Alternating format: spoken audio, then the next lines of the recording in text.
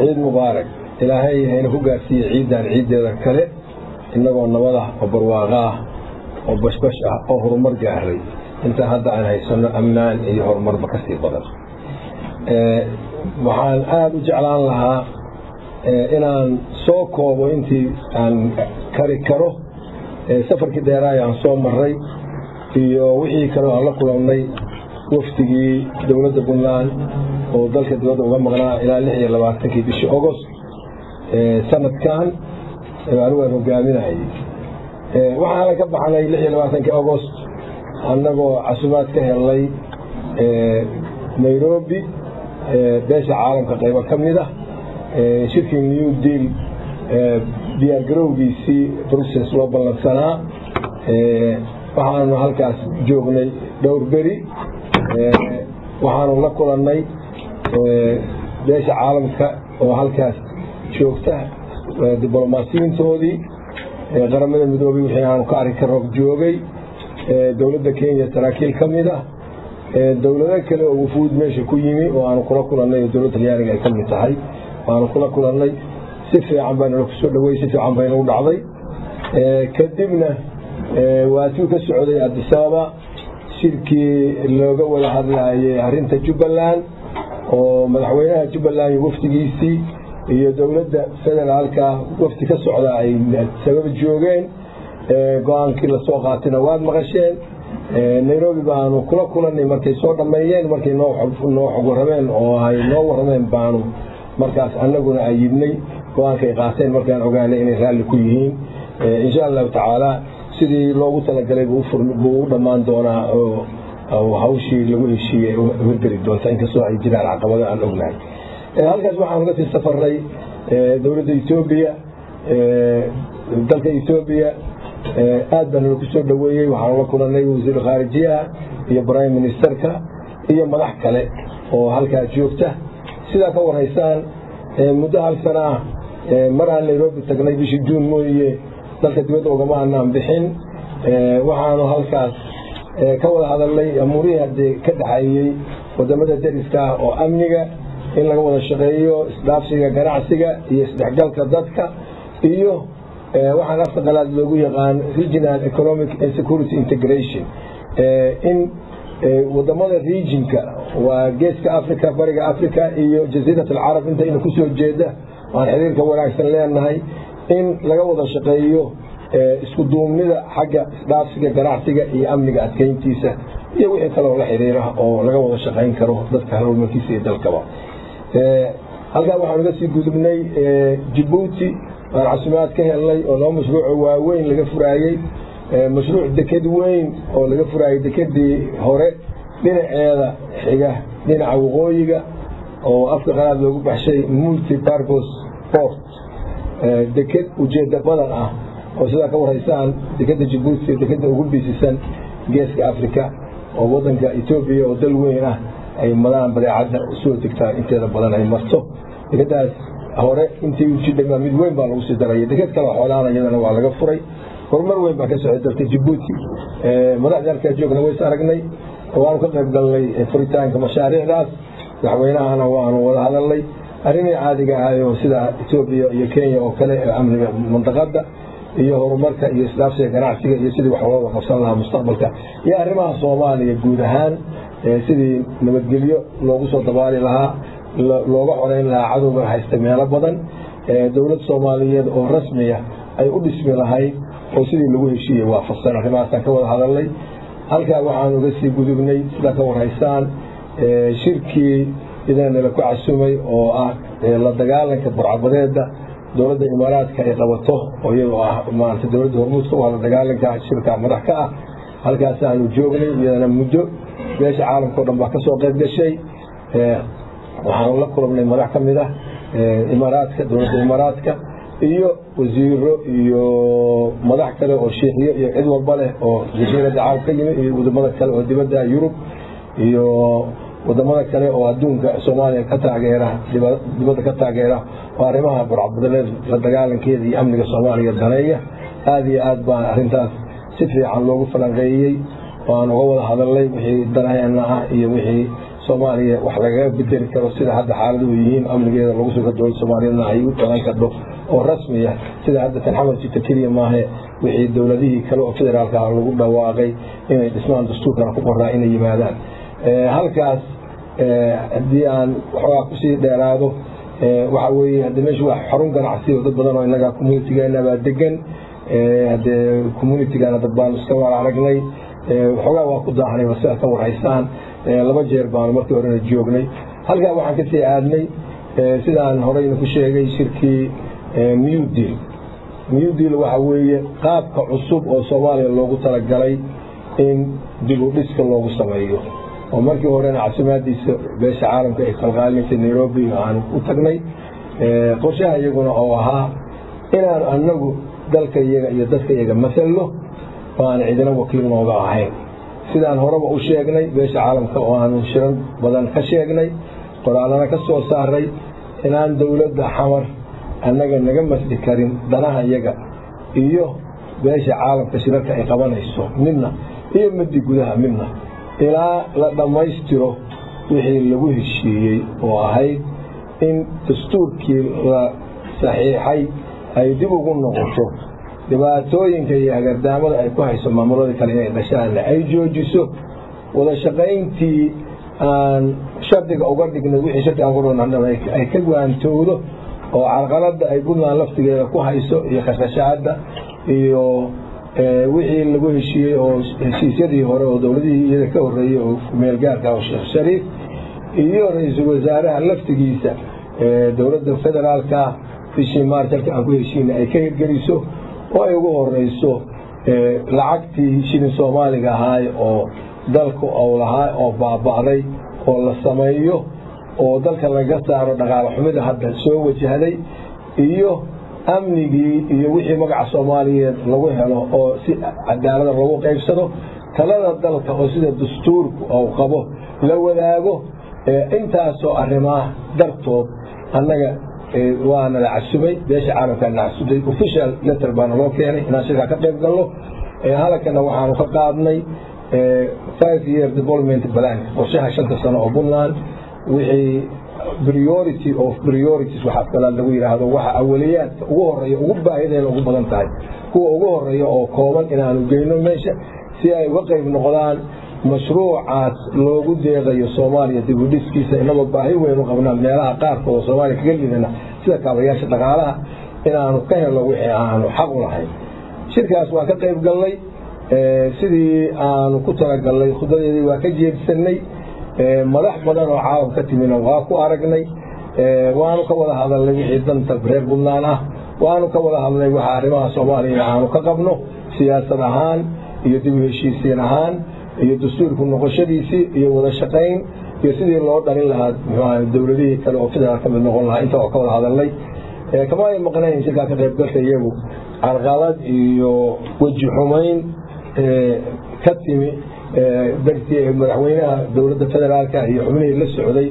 oo ay isku dayeen inay carqaladayaan ka qayb galka iyaga waa ka wareysaan oo gacan gelin ay ku sameeyeen qaasay ugu suurta gashay in laga gooyay khudbadii aan jeedinayay in laga gooyay transmissionkii dibadda ahaa in laga gooyay waad ogaateen laakiin nasiib wanaag annaga waxaan ahayn dad maaragtay team isku kalsoon oo hawshiisa ku filan annagaa suuragelinay inaanu soo diro in soo gaarsiino dabadeedna markii haddii wax dhaceen waad ogaateen oo ina la soo daayay markii u dambeysay laakiin dhibaatadaas iyo carqaladahaas waxaa sameeyey dadkii ka socday dowladda federaalka ah oo madaxda ka ahaa madaxweynaha laftigiisa aad baan uga xumnahay in meela adduunka oo dhan la daawanayo oo ay og yihiin inay annaga hadda maanta na masri karin oo hadda xiriir wada shaqeyneed aanaan lahayn inay weji xumo u muujiyaan caalamka in Soomaalidu ay saqafsanayso inay aad baan uga xunnahay waxaan rajaynayaa dadka Soomaaliyeed inay arrintaas arkaan weliba khusuusan dadka koonfur jooga ama gobolada dhexe ama koonfur inta loo yaqaan South Central inay arkaan arrintaas sida loo dhigayo oo ay u akhriyayaan inay ahayn oo annagu aanan ahayn dad annagu xumaan waday annagu dadkii iyaga dhalay inaanu nahay oo ay noqdeen ilmo caasi ay noqdeen annagu aan gacanta inaan qabano aan diyaar u ahayn si loo hirgeliyo nidaamkii lagu heshiiyo Soomaalida iyo dastuurkii muhiimka hase yeeshee wax kasta waxa ahaatee guul baan kala soo noqonay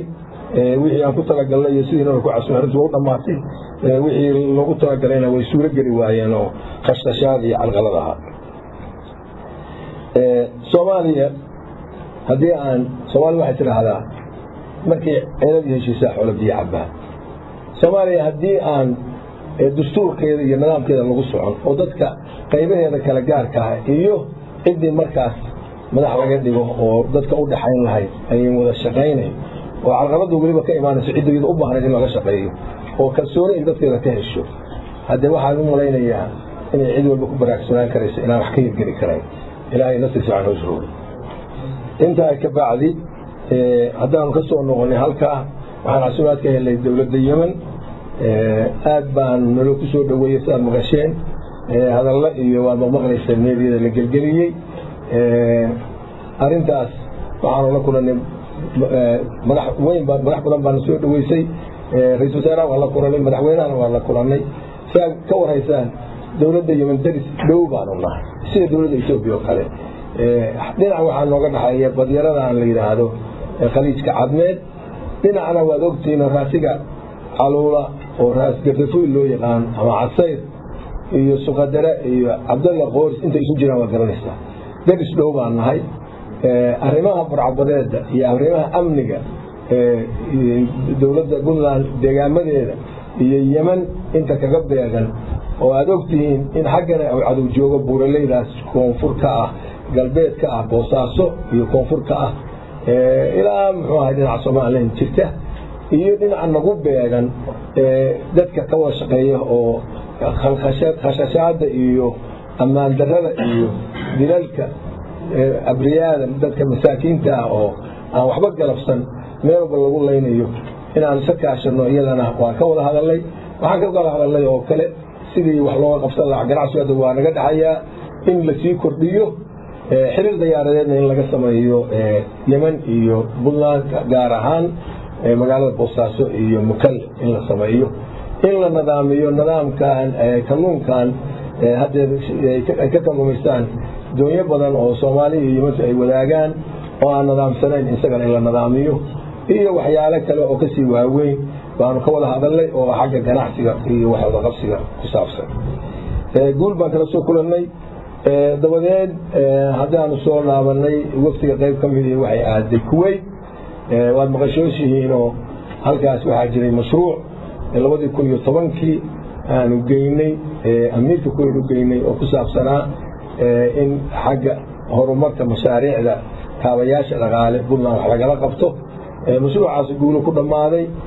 wafdigii meesha tagay oo wasiirka maaliyadda iyo wasiirka arrimaha gudaha ay tageen heshiiska way soo saxiixeen in ay Kuwait maalgeliso airportka Garowe iyo airportka jaamacadda Maakhir loo baxshay oo gobolka Sanaag magaalada Baran laga dhisay hadii Ilaahay idmo iyadana halkaas heshiiska waa soo saxiixay dhawaan baa mashruucaasuna imaan doona hadii Ilaahay idmo waxa kale intaan maqlayn aad ka wareysaan bil sodonkeedii aan la soconay inay 24 shirkadood isugu yimaadeen mashruucii airportka Boosaaso oo mashruuca ugu horeeya oo Puntland laga dhisayo airport laamiya tartankiisii la kala qaatay dhawaana bishaan gudaheeda la furi doono cid ku guuleysatay dibadana kala soconay idinkuna goobjoog baan haydeen waxaan aad iyo aad halkaan jeclaan mahad uga soo jeediyo dawladda Talyaaniga iyo dawladda Kuwait oo baahida weyn oo meel kale aan ka weynay iyaga aan ka helay aanu abaal ugu hayno dawlad ahaan iyo shacbi ahaan ayna xusuus noqonayso waarta sida ay u tahay xusuus waarta wadadan laga dhisay Garowe ilaa Boosaaso Talyaaniga maalgeli iyo dekada Boosaaso oo la'aantood ay Puntland macnaba lahaatay dadka joogaana oo ahaan lahaa dad meel baadiya oo aan wax kaabayaal dhaqaale leh aan samaysan aan lahayn intaas raalli waxaan ka ahaynaa muxuu ahay wax raalli baan uga nahay ilaahay noogu deeqay oo nasiiyay iyo intii nagu gacansiisay intaba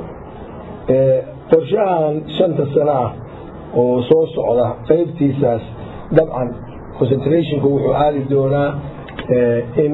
inta baahida ugu weyn kaabayaasha dhaqaalaha iyo kaabayaasha ijtimaaciga ayuu aadi doonaa sida aanu qoshahayga aan u dhiganay mashaariicda kale oo dhiman oo lagama maarmaanka ah iyaguna way ku jiraan tubtay soo hayaan sida dayactirka wadooyinka gaalkacyo garoowe boosaaso iyo garoowe laascaano iyo garoowe wadooyinkaas iyagana xaliban wada fadhinay qoladii new dealka madaxda ka ahaa iyaguna wadada ku soo jiraan oo iyagana waa la samayn doonaa sidoo kale airportka gaalkacyo sida dhamaystirkiisa waa la samayn doonaa haddii alla idmo wuxuu ma sahlanaanayaa khayr waa soo socdaa wixii aan ka shaqaynaynay muddadii hadda lasoo dhaafo 4 sano iyo 9 bilood aan meesha joognay 10 bilood aan joognay haddii bilowgoodii waa ka wixii kalena daba soo haya ilaahay waxaan rajaynaynaa inuu ina gaarsiiyo goortii la intifaacsado dhammaanteen ilaahay saas ka rajaynaynaa waxaan jeclaan lahaa intaanan mawduuca ugu dambeeya aan u gudbin in aan wax yar ka ilaahdo Soomaaliya maanta siday ku sugan tahay haday xawaa ka taabtay waxa jira wax la yiraahdo tartan shidaal ba Soomaaliya hadda soo galay oo shirkado ajnabi ah oo ka bilaamay dhinacaas Muqdisho shirkado la yiraahdo Soomaali maxaa la yiraahdaa some oil and gas iyo shirkado la yiraahdo DNO oo midna dhinacaan galbeedka la yiri waxa laga siinayaa dhul ay kulan leedahay dhinacaasna koonfureedna Soomaaliya oo dhan waliba gaar ahaan dhinaca galmudug ilaa Jubbaland la yiri arintaas wax badan baan ka hadalnay qoraalna waa ka sameeynay iyay dhibaato inoo keenay dadka arinta ku shaqulano iyay dhibaato keenay shuruuc baa ka tal dalka dastuur baa yaala cidii meeshii iyadu ay degan tahay oo awood u leh oo awoodda dastuurku siinayo dawladaha gobolku siinaya awoodda inay shidaalka iyadu ay leedahay ilaa dib loogu noqdo dastuurkii oo dawladii federaalka dhamaystirmaan oo markaas awood qaybsi oo yimaado oo wixii dib loo dhigay la soo qafo dastuurka dalka oo hirgalo oo markaa wixii la tahay wixii Soomaaliya hesho meel laga helo meel kale waxbay ku lahaanaysaa waxba la kala caragmaye inta ka horeysa faragelinta la tiraab shirkadahaasna waxaan leenahay ka jooga anagu waad ogtihiin halakan dastuurkayga waa la siinaya ka federaalkan awood u siinaya inaanu 2011 iyo 2012 aanu riikeenay laba ceel ka qodnay haddana aan raacsanay inaan sii wadno shirkadihii hore joogi jirayna hadday doonayaan dalka inay ku soo noqdaan annaga nagala soo xiriireen cid kale halkan keeni karna oo oran karna muxuu ahay waxba aanu in ka siinayna ma jirto ama cidka hamareen ama yey mari waxaan kaloo u sheegaynaa hay'adaha qaarkood sida ICA oo kale iyo hay'ado kale hantida Soomaaliyeed oo dibadda taala oo ay ka mid tahay airspace-ka waxa laga helo iyo maamulkiisa ilaa la dhamaystiro maamulkii loogu talagalay Soomaaliya in dawladda federaalka ay ku dhamaystiranto oo dawladda dastuurka qaadato ayna dhiirigeliso maamulada dhismahoodii lana laga wada hadlo sidii khayraadkaas dalka ay looga isfaacsan lahaa wixii heshiis laga galaa waa sharci darro ikaawna waxaan ugu baaqaynaa inayan wareejin hantidaas Soomaalidu ay leedahay ilaa shuruucdii heshiisin Soomaaliya dhamaato ayaan wax mushtaraka oo la wada leeyahay sidoo kale lacagaha kaydka ah oo bangiga dhexe ahaan jiray oo u yaala wadamada dibadda gaar ahaan Ameerika oo u ahayd damaanada lacagta shilin Soomaaliga lama siin karo xaq uma leh in loo isticmaalo si xaqdar ah waxaan u aragnaa maamulka hadda xamad jooga inuu yahay maamul wax urursanaya oo cararaya haddii uusan saa ahayn hadda wixii lagu heshiisay gelin lahaa oo maamulku ahaan lahaa saas u ahaan lahaa marka wixii noocaas oo kala ah cidii loola tago waa uga digaynaa anagu Soomaaliya u taaganahay waxaanu jecelnahay in Soomaaliya ay soo noqoto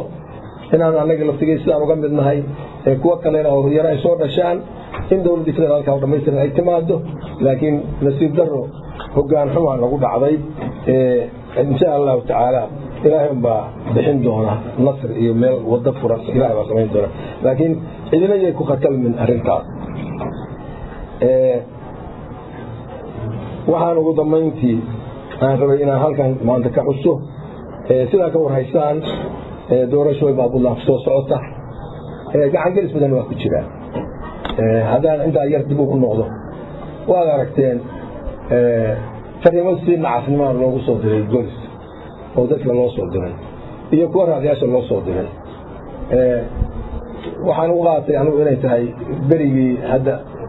kacdoonkii loo baxshay rabiicul carab oo tunisi ka soo bilaabay hadda muxuu ahay siiriyana burburiyey masarna dhibaato ka taagan tahay libyana aan hadda maaqan xaalkeedu suu yahay oo loo isticmaalay masajyaha xun oo raqiisa oo raadiyaasha Puntland loo soo diray shacabka Puntland lagu hadlaayo waxaan aaminsanahay shacabka Puntland inuu arrintaas ka bisil yahay oo garan karayo waxay tahay waa rabiicul carab baan u bixinay rabiicul Puntland iyagaa ku yimi rabiicii muxuu ahay tinfininkiisii marka halagan rabiicii ka hirgelimayaan yaa lagu hogoobo ugu dambeyntii Puntland waa meel nabada dadkeeda ayaana mahadda iska leh iyo ilaahay oo hadda isagu suuro geliyay guud ahaan haddii laga wada hadlo dowladda iyo shacabkaba gaar ahaanna ciidamada amniga oo heegan u ah oo meel walba aynu arkaynay inay taagan yihiin naftooda horayaasha ah oo dadkooda iyo dalkooda difaaciisa u taagan ilaahay ha nabadgesho khayr ha siiyo ayaa mahadda iska leh doorasha ayna kusoo socota inooma cusba midii hore oo nidaamka anaga aan rabnay oo xisaabta badnaa waa kii haddee aada ogidkii sheekay saxwad ugu noqon maayo dib looga noqday baarlamaanku ka soo saaray mooshin ka soo saaray annaguna aan dekreeta raacinay kolley dib baa loo furi doonaa democratization processkaas markii doorashadu dhacdo ka bacdi dib baa loo furi doonaa raggii berigaas ku ciil qabay oo iyaga talaxumadu ku dhacday oo lahaa waxba kuma lihin xisaabta tartamaysana hallay bal nin walba xeesaantiis ceelgeed hadhow baa la arki doonaa dib baa loo furi doonaa xisaabta markaa haddii aan la idmo haddii maamulka iyagu ku guulaysto doorashadaanu kama bedelna kuwii hore u dhici jiray jawi nabadu ku dhici doonaa dowladdaa maamulaysa magaalada Garowe ammaankeeda dowladdaa qaadaysa madaxda u tartamaysa tartankana waxaan rajaynaynaa inay shuruucda dalka u hoggaansamaan waardiye shakhsiya oo guriga degan yahay iyo seerkiisa iyo markuu magaalo maraayo ilaalisa oo kooban iyo qoryaha ugu yaryar waa loo ogol yahay laakiin looma ogola in meeshaan milishiyooyin iyo ciidamo la soo gasho cid walba oo si nadiif ah oo sida sharci ogol ku tartamaysana waa loo ogol yahay in tartamo haddana waxaynu ku jirnaa processkii xildhibaanada xulideedii xilka u weyn wuxuu saaran yahay odayaasha dhaqanka iyo bulshada rayidka oo ay ka imaanayaan inay u soo xulaan dad muwaadiniina oo xilkasta oo mustaqbalka dadkan iyo dalkan muxuu ahaye fahamsan iyo meesha loo socdo wixii cilada oo dibad kaga imaan karaan ka daafici kara wixii wanaaga oo dalka gudihiisa looga baahan yahay kordhin kara inay u soo xulaan maxaa yeelay iyaga asaasiga baarlamaanka asaasiga ah dabadeedna waxaa imaan doona madaxnimadii oo madaxweynihii madaxweyne ku-xigeenkii markii baarlamaanka la doortay baarlamaanku ay doortaan sidii caadada ahaan jirtay nidaamkeenaasu khasaare ma keenin nidaamkii dimuqraatiga ahay inagu aynu lahayn oo nooceena waa markaan la kaftana galbeedka waxaan lahanaa kenya carqaladoobay marka bal annagana kaayaga eega kaayagu hadda 15 sano ayuu soo shaqeeyey haddana sidoo kale uu noqon doonaa nabadgelyo ku dhammaan doonaa madaxda u tartamaysana oraabaa jiri jiray Garowe laygu sheegay anigu intaan martibadaa ku maqnaa waxaa la yidhahda murashax walba waa soo dhoweyn marka murashax walba oo sharciga waafaqsan waa soo dhoweyn ha u tartamo dalka si nabadgelyo ah af iyo adin maraha laga nabadgelowsana waa nabadgelaya intaa haddii la yidhaahdo nin walba wuxuu ka qaado